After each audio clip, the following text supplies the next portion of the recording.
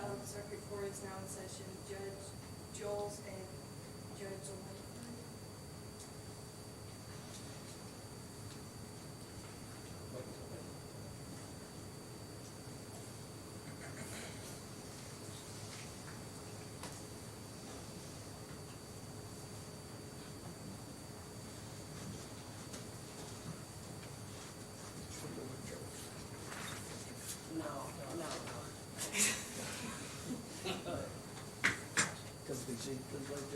You may be seated.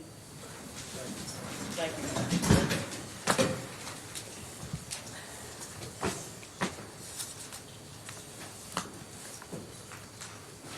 Madam Clerk, the script is on my desk. Ladies and gentlemen, welcome to Ballard Circuit Court. We have a case we're going to hear today, but before we hear that case, I want to give you a little idea of what goes on in the proceeding. Normally, Judge Jones and I would come out and we would have the clerk call the roll for the jurors, and there usually be about 60 people here. Today we've already got the jury selected, but it usually takes about an hour or so to select the jury. We have to call 28 or 30, sometimes more, people up to the front. I ask some questions about whether they know anything about the case, and the lawyers each ask questions about if they know anything about the case. Because of the time sequence here, we've shortened that. And the reason that the lawyers ask questions of the 60 people that we have is to find 12 people who can fairly and impartially hear the case. That means that they don't know anything about the case, that they're not related to the parties, that they're not friends of the family, they're not a witness to anything in the case, they haven't been involved in a case like that before. So that process has already gone on. And we have our impartial jurors seated here, Judge Jones, I believe. Is that correct? Yeah. All right.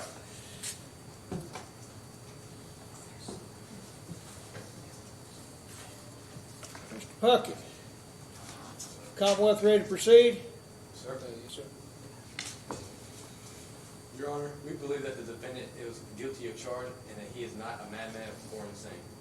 Your Honor, this man... Hold on, Mr. Puckett. I want to make sure the defense is ready to proceed. Yes, sir. Mr. Bradley, defense ready to proceed?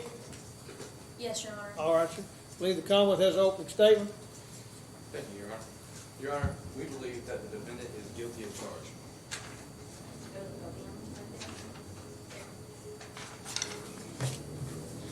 Your Honor, he is guilty of charge. He knew what he was doing. He's not insane. He led to hide the body, which means he knew what he was doing and knew something was wrong. Would a madman know if something was wrong if he really killed him? That would be it, Your Honor. Bradley, do you have anything? Mr. Bradley, do you have anything?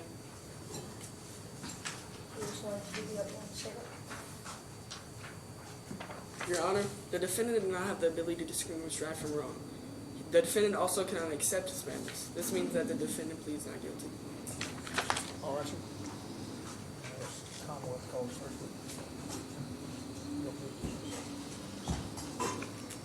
Commonwealth ready to call his first witness?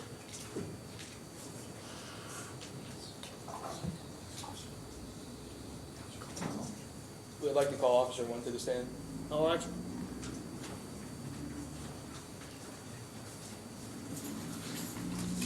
Come around, sir. Witness box. Bailiff will swear you in. You'll swear him in? Put your hand here. You don't have Swear to tell the truth, the whole truth, and nothing but the truth, so help you God? Yes. You may be seated. You may proceed. So, Police Officer 1, when you arrived at the scene... Y'all are going to speak up. Okay. Okay. So, Police Officer 1, when you arrived at the scene, were all the windows boarded up? Yes, there was a couple windows boarded up. All right.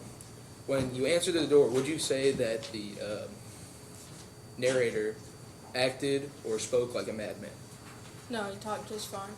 Okay. Hold on, Mr. Caldwell. Ladies and gentlemen, jury, can you hear the witness? Yes, sir. Everybody hear him well? All right. You may want to lean up into the microphone and speak just a little louder to make sure everybody in the jury box hears you. Did you notice anything else on the scene when you arrived? No, the scene was pretty clean.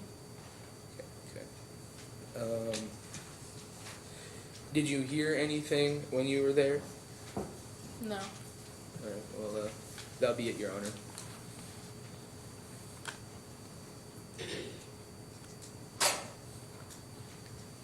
Anything further? No.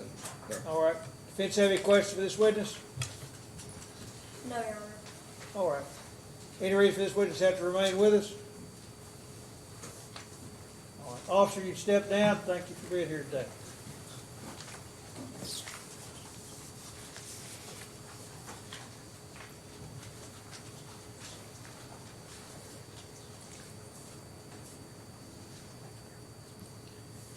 Commonwealth have another witness to call.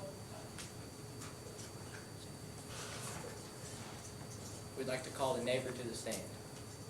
All right.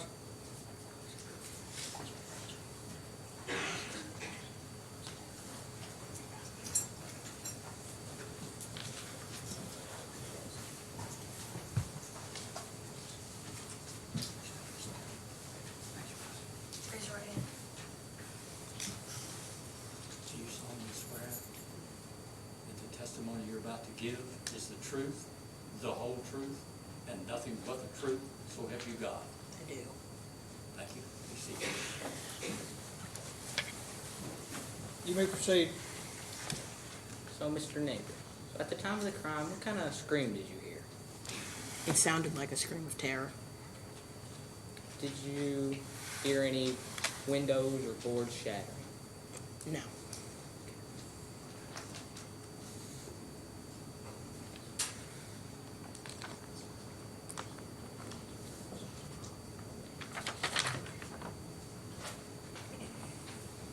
What time would you say you heard the scream?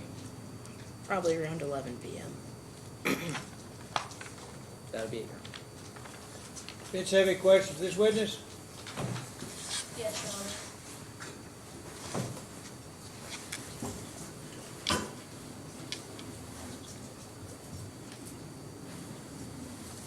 So, neighbor, I would like to ask, why were you awake at that time? I was cleaning my house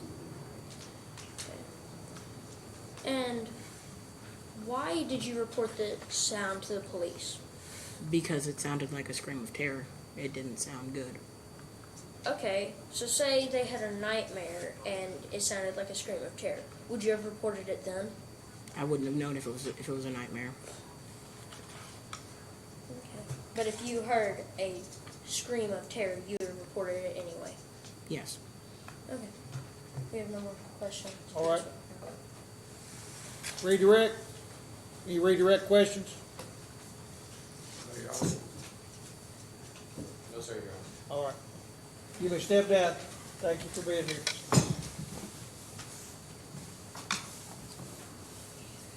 Call your next witness.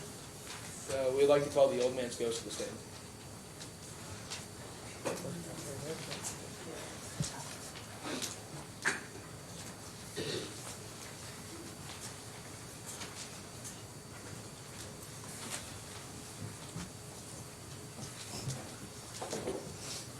Raise your right hand.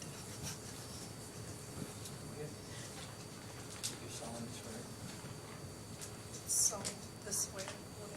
Do you solemnly swear that the testimony you're about to give is the truth, the whole truth, and nothing but the truth, so help you God? I do. You may be seated. You may ask. So, Mr. Old Man's Ghost, would you say that you and the narrator are close? Yes, I would. Would you suspect that he acted mad or crazy during the day? No. Okay. At the time of the crime, were you and him the only people in the house? Yes. Okay.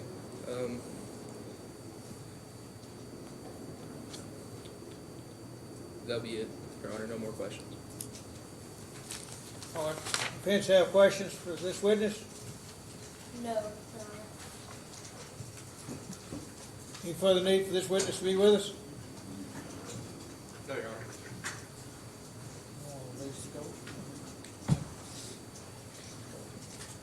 You may be seated. Thank you for coming.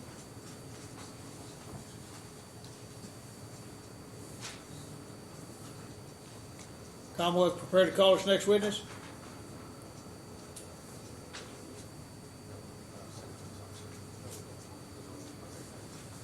That would be all the witnesses, Your Honor. Commonwealth rest?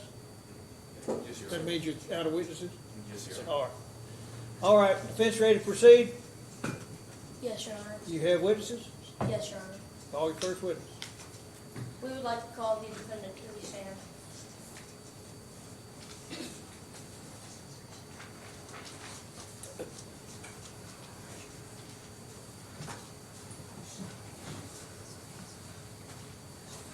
Come around, Madam Bailiff. Raise your right hand. Do solemnly swear of the testimony you're about to give is the truth, nothing but the truth, so help you God. Yes. You may ask. Okay. So, what did you mean when you stated that the disease has sharpened my senses? I say that it has sharpened my senses because it has raised my hearing to the highest, the heavenly highest. I heard heaven and hell through it, meaning death and dead. Okay. Why did this eye offend you? I saw so much death and there was no light in it. Okay.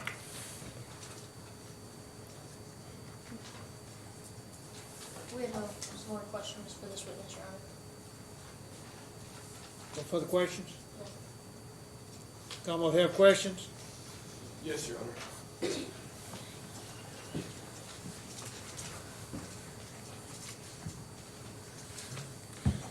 So, sir, I have a couple questions to ask you. All right. So, in this story, you said multiple times that you said you were not insane. In fact, you said you were a wise, cunning man. So why all of a sudden are you just now pleading that you are a madman?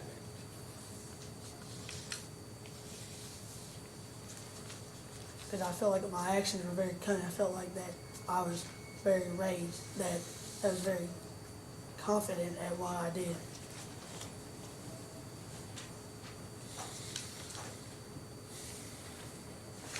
So, do you feel guilty of your actions at all, knowing that you killed that man? No, sir. No remorse whatsoever? No, sir. So, I have to ask, why now? Why now? Are you pleading that you're insane? Just why not? I don't know. You could have pleaded insane back then. Maybe you knew you did something wrong, and you needed an excuse to get out of it.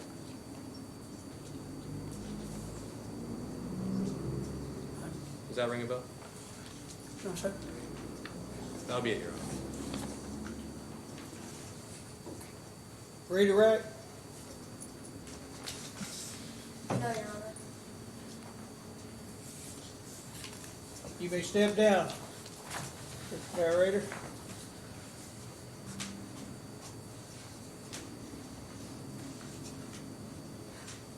Defense ready to call us next witness? Yes, Your Honor. We would like to call the mental health psychiatrist to the stand. All right.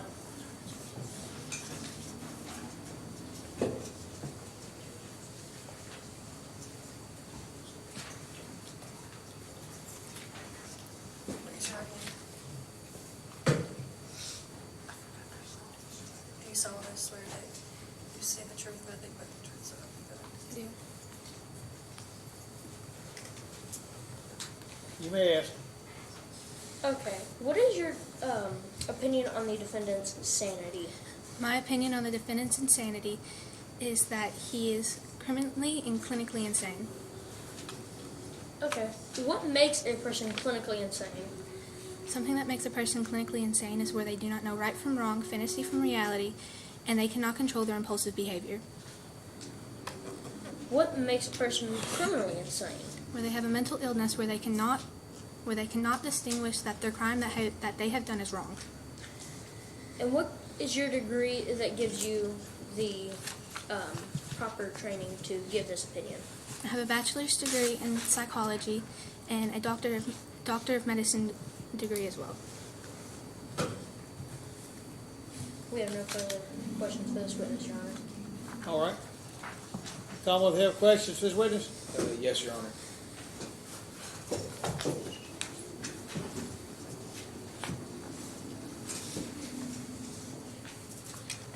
So, Ms. Psychiatrist, how many days do you usually see your client? 3 times a week. 3 times a week? So, what I have to say is, before then, the old man saw him every day and said he wasn't clinically insane. So what happened to make him become insane? Can you say that again, please? So if the old man said he was never clinically insane and he was basically his roommate and saw him every day, what makes him suddenly insane after the death?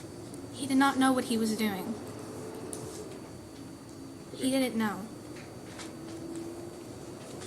In his mind, he was doing the right thing. Well, he had to know he did something wrong because he hid the body and cleaned the scene. He didn't want to get caught. Well, that means he did something wrong if he didn't want to get caught. Who would want to get caught? They killed somebody. He didn't know it was wrong, but yet he still hid the body because he knew that it was wrong. Well, you just said it was wrong. That would be it, Your Honor. No further questions. All right. Redirect. Yes, Your Honor. Ma'am, you may step down. Thank you for your testimony. Ready to call your next witness?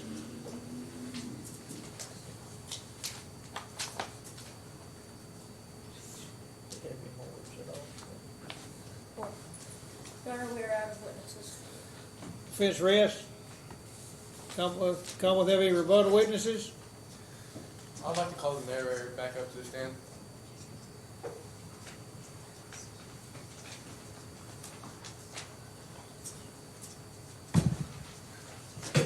Mr. Narrator, you're still under oath. So, what did you mean when you said, "Ha, would a madman have been so wise as this"? What did you mean by that? Would a madman be that really cunning to do that? So, within the week that you planned this all out, what made you change? Can you repeat that? What made you change? What made me change what?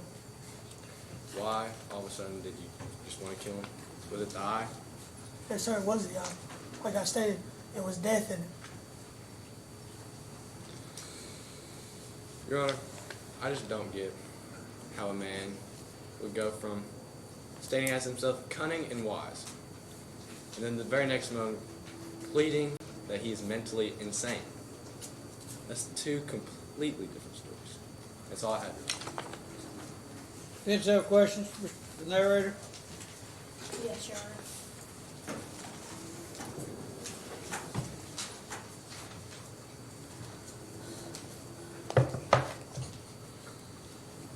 You stated that you must rid yourself of the eye forever. Why is that? Because the eye was like a burden to me.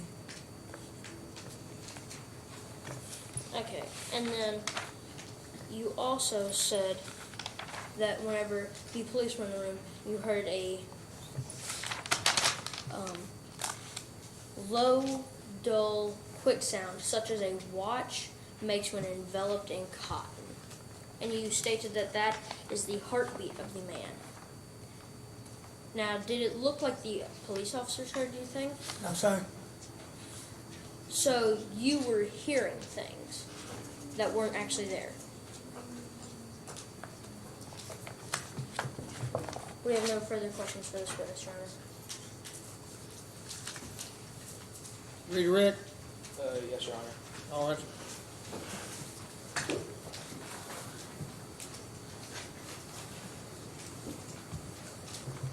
So, Mr. Narrator, would you say that you have stalked the man over the nights? Yes, sir. So possibly I believe that you only heard the heartbeat of the man only because you were hallucinating from lack of sleep.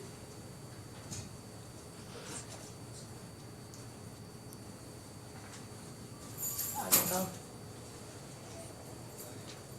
That'll be it, Your Honor. Rick Cross? Yes, sir. All right.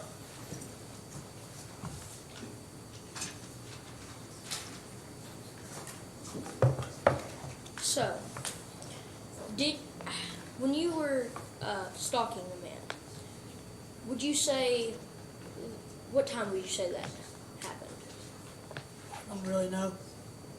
Would it have been around anywhere from 12 a.m. to 3 a.m.? I would say 12. Okay. And what time did you usually wake to take care of the man? I would usually wake up around 5 to help him. Okay. So that is 5 hours of sleep you were getting, correct? So, That is what a lot of people run on to go to their job sometimes. And what did you mean death watches in the wall? I thought everybody was watching me at every moment. I thought I had eyes all over me. Okay. And you said you knew what the old man felt and pitied him, although you chuckled at heart. Why did you chuckle, and what do you mean by that? I chuckled at him because of how he was weak, but how the eye made him stronger. What do you mean by the eye made him stronger? The eye gave him a menacing look that he always looked down at me, and it always made me feel weak. And when he got weak and old, I chuckled at him because I felt like the stronger authority. And you also stated that all in vain because death, in approaching him, stalked with his black shadow before him and enveloped the victim. What did you mean by that? He was so old that death was coming for him anyways, and that the shadow of death would stalk him at any minute. And you also say it was a dull blue with a hideous veil over it that chilled the very marrow in my bones. Why did it vex you that much? I didn't like the sight of it. So you did not like the sight of an eye, No, sir. and you grew furious as you gazed upon it. Yes. No further questions, Your Honor. You could step down there, Edgar.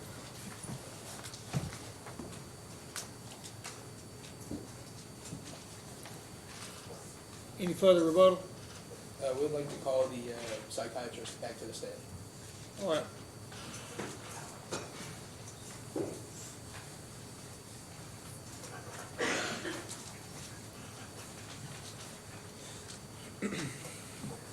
Madam Psychiatrist, you're still under oath. So, Ms. Psychiatrist, how long would you say that you've been working with our client? For a little over 2 weeks. Over 2 weeks, all right. Well, Your Honor, I believe that the defendant would have shown symptoms of being insane before the attack.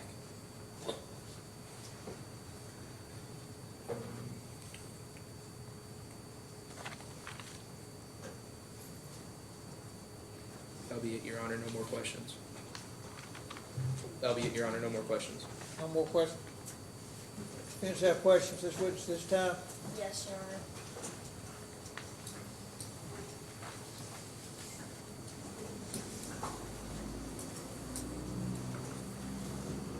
So, would you say that the defendant could suffer from mood swings or alternate personalities? Yes, I do. Okay. And is this a sign of insanity or another mental illness of these sorts? Yes. Okay. And what other symptoms does the defendant show of insanity? He twitches and acts like there's people sitting there staring at him and wanting to just sit there and stare and stare and stare like. So you would say he suffers from paranoia, anxiety, Yes. and split personalities, along with mood swings. Yes. And those are all very common signs of insanity. Yes. Okay. We have no further questions for this witness, Your Honor. Redirect. No, Your Honor. All right. Ma'am, you step down. Any other witnesses? We'd like to call the old man scales back to the stand, Your Honor. All right.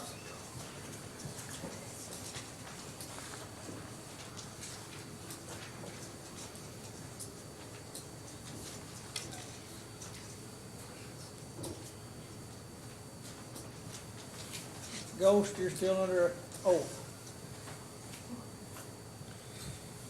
So, Mr. Ghost, did you notice anything throughout that night of him stalking you? No, I did not.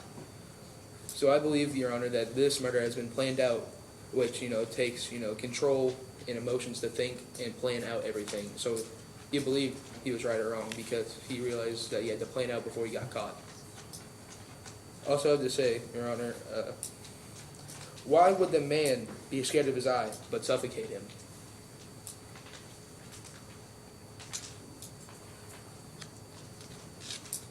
I don't know. That'll be it, Your Honor. No more questions for our witness. Any other questions? No, Your Honor, that'll be it. All right. Questions for Mr. Ghost? No, Your Honor. All right. You may step down, Mr. Ghost.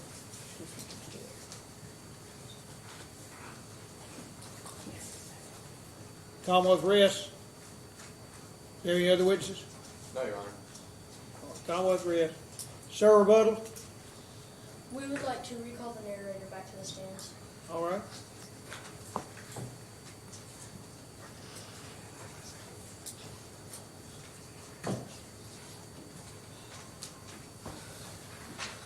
You're still under oath. During that night, would you say it felt more like a dream or reality? I would say a dream.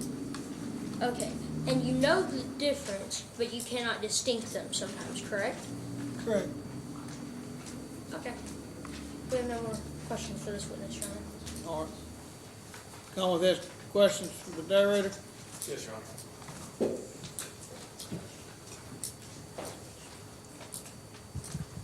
Mr. Narrator, if you were scared of his eye, why would you suffocate him? Couldn't tell you that. All right.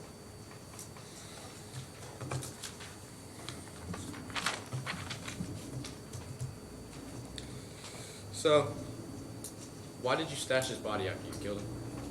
Because I didn't want anybody to find the body and blame it on me. So, you knew what you were doing at the time, though, which takes emotions, feelings. So you felt that you knew what you were doing in the moment? No, I didn't. So, if you plan this kill out, that takes a lot of processing. So, why? If you're a madman, what was cooking up there? I don't know what was cooking up there. All I knew, I was waiting for death to take it before me. Love you. Questions? Yes, Your Honor. You may ask.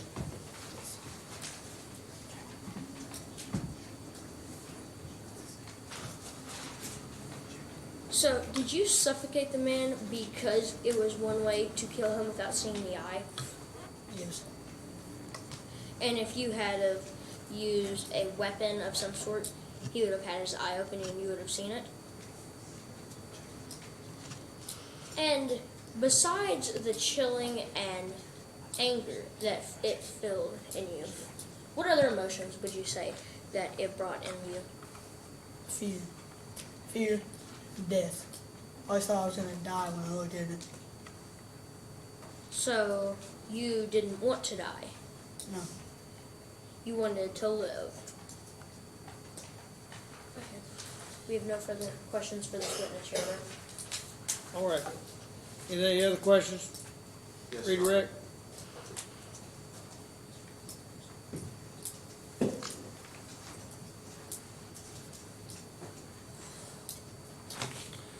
So, why would you be scared of him if he was not a threat and nothing but kind and loving to you? Like I said, and I stated last, his eye. It was always his eye. I always thought something was going to come out and kill me because of that eye. Love you.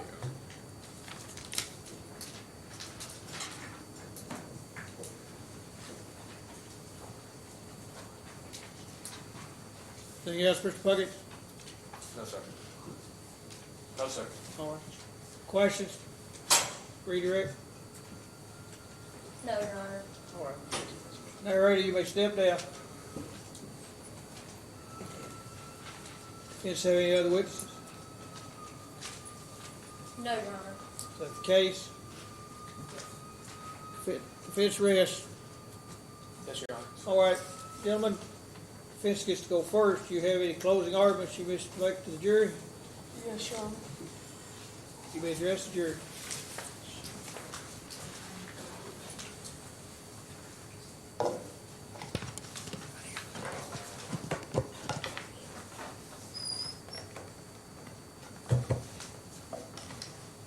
Alright, so at this point, after hearing the opening and the cross-examination, you obviously get the feeling that he's insane. Now, there's one question left. Do you want him to go to a state penitentiary where he can just be restrained and get no help? Or do you want him to go to a mental asylum where he can get help and be restrained and keep from hurting people? Thank you, Your Honor and jury. Thank you, Mr. Payton. Commonwealth have closing arguments? Yes, Your Honor.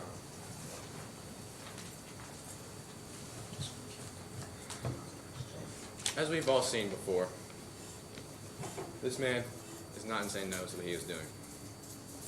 If he was really insane, he wouldn't have thought how to kill that man all that time ago. He wouldn't have used words like cunning, wise to describe himself. If he was mentally insane, would he really know how to kill that guy? Let's just be honest here. He's not insane. He knew what he was doing. For all we know, he might be acting it out.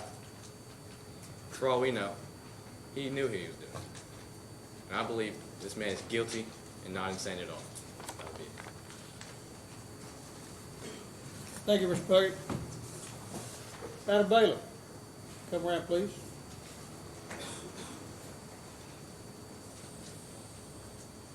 You swear you'll take charge of this jury and escort them to the jury room and suffer no person to communicate with them in any form or fashion, or allow them to communicate with anyone, and remain outside their door while they're in deliberations, and then escort them back to the courtroom once they've reached a verdict. All right.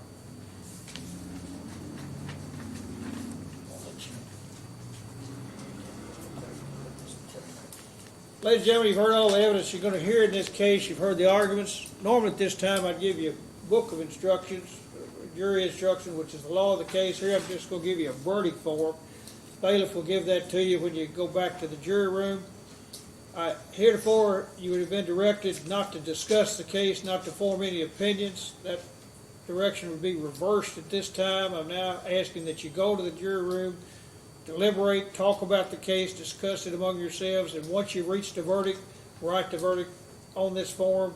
It needs to be signed by one of you as foreperson. You need to elect a foreperson of the jury to sign the verdict form if it's unanimous. If it's not unanimous, you need to report that to the court and not sign the verdict form. You have two choices: guilty and in control of his actions, or not guilty because of insanity and not in control of his actions. That's your two choices. You will now go to the jury room and discuss the evidence provided to you.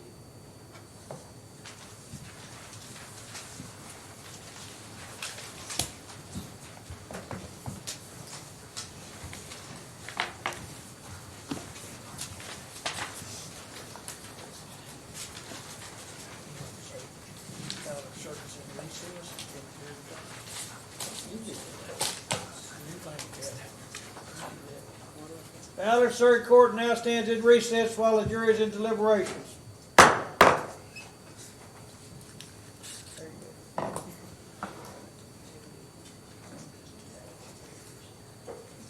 Ms. Vance, you want me to give them some government lessons while the jury's there? I don't know anything. All right, y'all got some questions? Come up if you got a question. If you don't, come up if you got a question. I'll be glad to answer it if I can. I want to tell you all, see how your knowledge is in your government class. Anybody, have y'all so far studied the Constitution at all? The United States or the Kentucky Constitution? Well, it's an interesting document. Constitution guarantees us rights that nobody in the world can take away from us.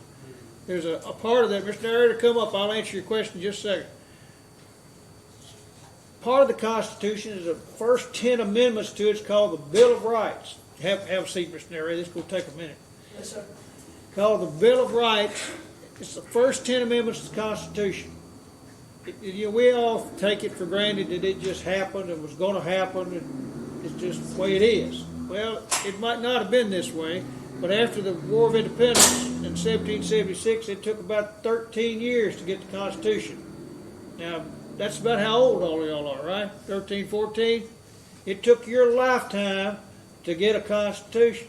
For that first time, there were some articles of confederation, which loosely held the states together, first 13 states. But in 1789, they adopted the Constitution, but it almost did not pass. It almost didn't pass. It only passed because some states agreed with other states that we will pass these 10 amendments immediately. And they were men of the word. They did that and passed them. It's called the Bill of Rights. Bill of Rights are really important. You all may have heard of some of them. If you studied them, you may have looked at all 10. Most folks, if you went out on the street, would know about the one that says, I got freedom of speech. We hear about that on TV and whatnot. You got freedom of religion. There's an amendment about that. That you get to choose to go to church or not go to church, what church you go to. The state doesn't tell you what church to go to or to even go. Important rights. The Second Amendment, there's one amendment about the right to have a gun. Most folks here in Ballard County, if they don't go hunting, still may have a firearm in their house. They have a right to do so. It's in the Bill of Rights. That's how important that the same people that fought the British in the War of Independence thought that those rights were. They also thought it was important to be able to have juries and to decide our differences by juries. Now, they thought it was so important they passed one right about freedom of religion, one of those amendments. One of those amendments was about the right to bear arms, to have a gun. Anybody have a guess how many of those 10 amendments deal with juries? How many? One. Nope. Oh, how many fingers do you have up? 3? 3 is exactly right. I got a 4 over there. You're close. 3. They thought it was important to have freedom of religion. One amendment. They thought it was important to be able to have a shotgun or a rifle at home. One amendment. 3 of them, almost a third of the 10 dealt with juries. One was that you had a right to a jury trial if the dispute was over $20. That's what it says, $20. Now, inflation's kind of took over since then a little bit, but $20, that's important. That you couldn't be tried for a felony, that's a crime that could send you to the penitentiary, could send you to the gallows back then, without a grand jury indicting you, which means a jury hears the evidence and decides whether there's enough to even go to trial. Then finally, you couldn't be put in jail without the right to jury trial. They thought it was so important that the kind of thing we've been practicing here today would go on if people had disputes. This is the one thing that sets our country apart from the rest of the world. We don't settle our disputes in the streets. We settle in courtrooms where there are rules, and 12 in circuit court, 12 impartial juries get to decide the case. All right, that's the government lesson. Mr. Narrator, you had a question. Yes, sir. How many people have been accused of being a psycho in this? How many people have what? Being a psycho or insane? Come up, let me make sure I'm going to tell you a question. How many people have been declared insane in this courtroom or in the state of Kentucky? Executed? No, insane. Insane. Well, I don't know an exact number. I can't tell you that several, but let me tell you how the process works. If a person is in a criminal case and is charged with killing somebody, or not even that, any other crime that involves a felony, we send them to a place called the Kentucky Center for Psychiatric Care, KCPC. It's in Louisville. Sometimes the doctors come down here, and the process is that board-certified doctor, psychiatrist, examines them and files a report. Then the court has to have a hearing to determine if, in fact, what the doctor's saying is correct or not correct. The lawyers for both sides call witnesses. It's not in front of a jury. It's just with the court to determine whether or not the person has a mental capacity to go forward to trial. If they do not, they don't even go forward to trial. Now, there is a provision in our law of Kentucky, guilty but mentally ill. If a person fits that category, they could plead guilty but mentally ill, and that affects the punishment and where they'd be placed. Wouldn't go in the general population of the prison, they'd go to a psychiatric center or something. So as far as a hard number, I doubt if anybody knows that hard number over the years, because Kentucky's been a state for a long time. But there is a process where if a person's not capable of participating in their defense, they can't help their lawyers, don't have the capacity to understand the proceedings. That's one way that they can be found not able to be tried.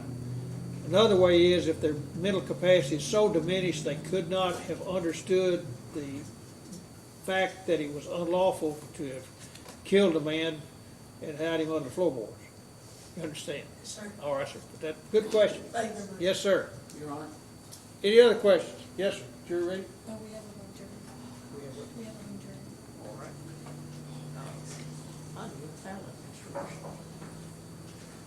It's in the left hand over my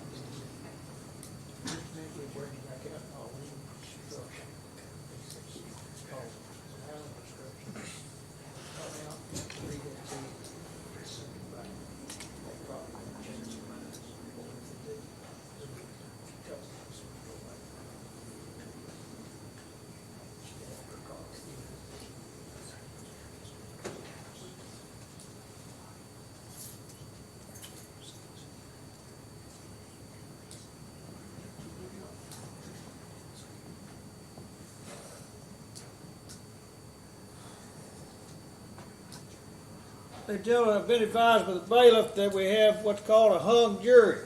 That means they've been unable to deliberate. The court has two choices at this point. That is to either declare what's called a mistrial, which means we get to do it all again, or to give them what's called an Allen instruction. That's the name of the case it came from.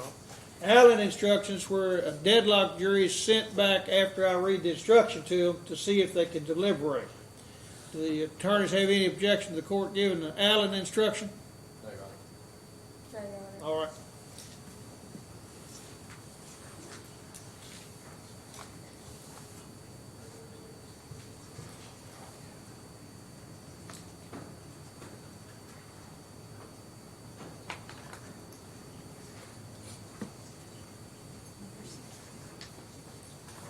Madam Bailiff, you bring the jury back into the courtroom.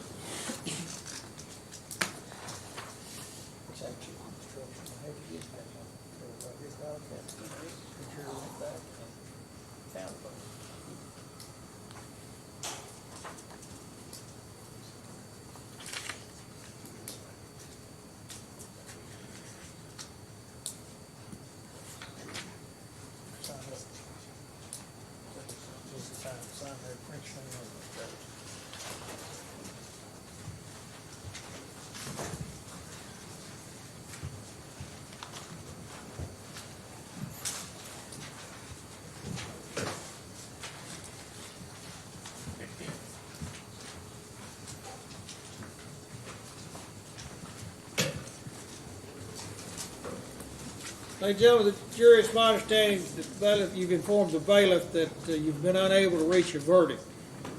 Judge Joel and I prepared this instruction for deadlock jury instruction to give to you. Let me read it to you at this time. The court having been advised that the jury has been unable to reach a unanimous verdict, it is now the instruction of the court as follows. In order to return a verdict, each juror must agree to that verdict. Jurors have a duty to consult with one another and to deliberate with a view to reaching an agreement if it can be done without violence to individual judgment. Each juror must decide the case, but only after an impartial consideration of the evidence with the other jurors. In the course of deliberations, a juror should not hesitate to re-examine his or her own views and to change his or her opinion if convinced it is erroneous. and no juror should surrender his or her honest conviction as to the weight or effect of the evidence solely because of the opinion of other jurors or for the mere purpose of returning a verdict.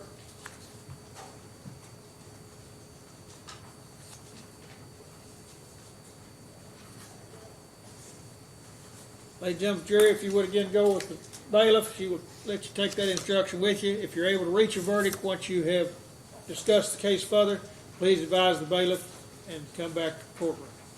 If you're unable to reach a verdict, advise the bailiff of that.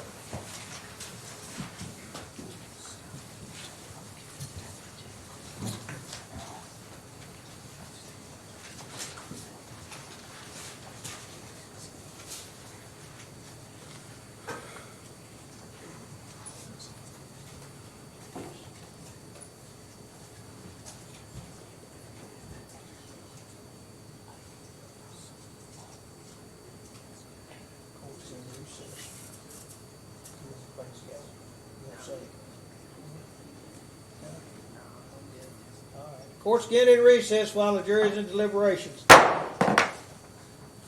Ladies and gentlemen, you know, you wouldn't think that would happen very often, but we had a case here in Ballard County about a month ago that the jury was out for about an hour or two and came back and said they could not reach a verdict. Gave them that instruction. They were out for about 20 minutes and came back with a verdict. More times than not, when that instruction is given, 15, 20 minutes later, they come back and say they are deadlocked. If, in fact, the jury is deadlocked, which means they can't reach a unanimous verdict, then the court would declare a mistrial and it'd be retried at a later date. That's in a criminal case. In a civil case, that might also happen, but in Kentucky, in a civil case, that's where somebody sued somebody for money damages or property. Only 9 jurors have to agree. It does not have to be unanimous. If 9 jurors agree, those 9 sign the verdict form. 10 can agree, 11 can agree, doesn't matter. It doesn't have to be unanimous. It has to be 9 or more. So a civil case is a little different than a criminal case, and the reason it's different in Kentucky is in a civil case it's about property or money. In a criminal case it's about someone's freedom. You potentially have victims in a case. They have a right under our Constitution to have their case prosecuted, which the Commonwealth would do, and the defendant also has a right to have his case decided by 12 jurors unanimously. In other words, they have to agree. Any other questions? Narrator, that was good. Yes, sir, come up.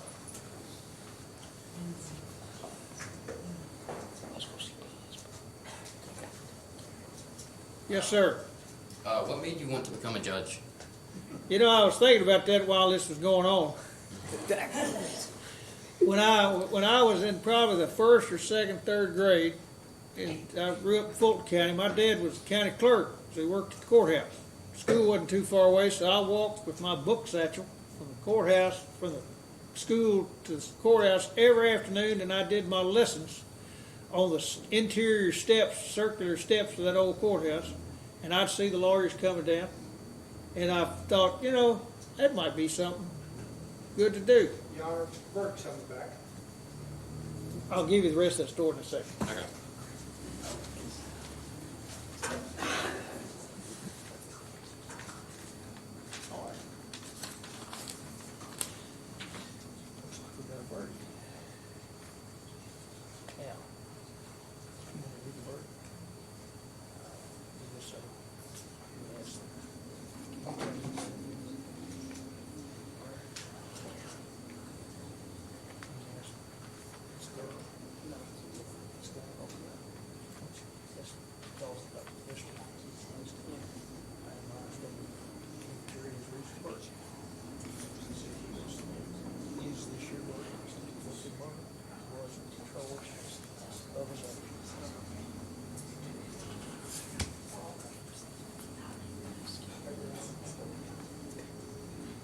You may escort the jury back to the courtroom.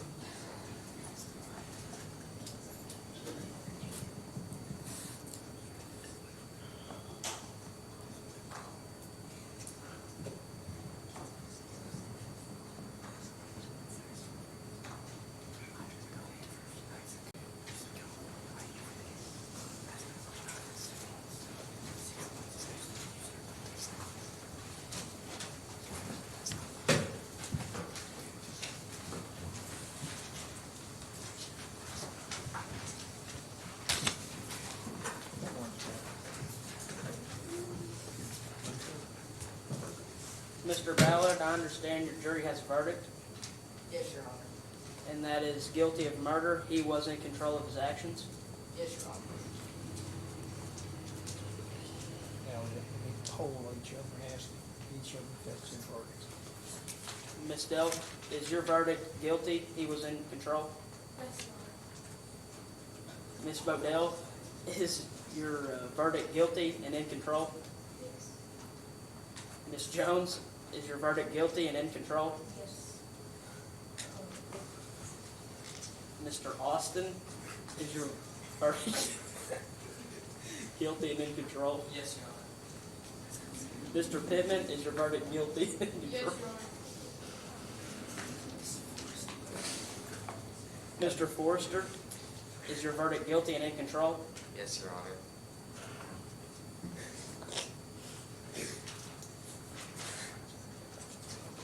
Mr. Ballard, that's your verdict? Yes, Your Honor. Your verdict? Yes, Your Honor. Your verdict? Yes, Your Honor. Your verdict? Yes, Your Honor. And each of them. Where's my defendant? Narrator. Come forward.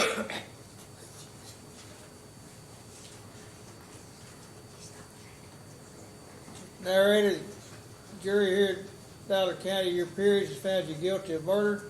I will sentence you at a later date once a pre-sentence investigation report has been compiled. Any reason he shouldn't be in jail pending sentencing? Hearing none, take him into custody.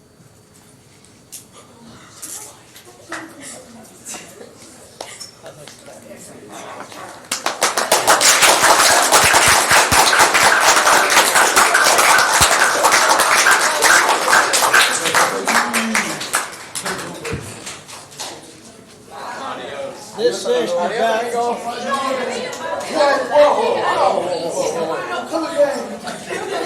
That should be another year. Yeah, he's not a bad man. That is not a bad man. He's in control. Order to court. This session of Ballard Circuit now stands adjourned.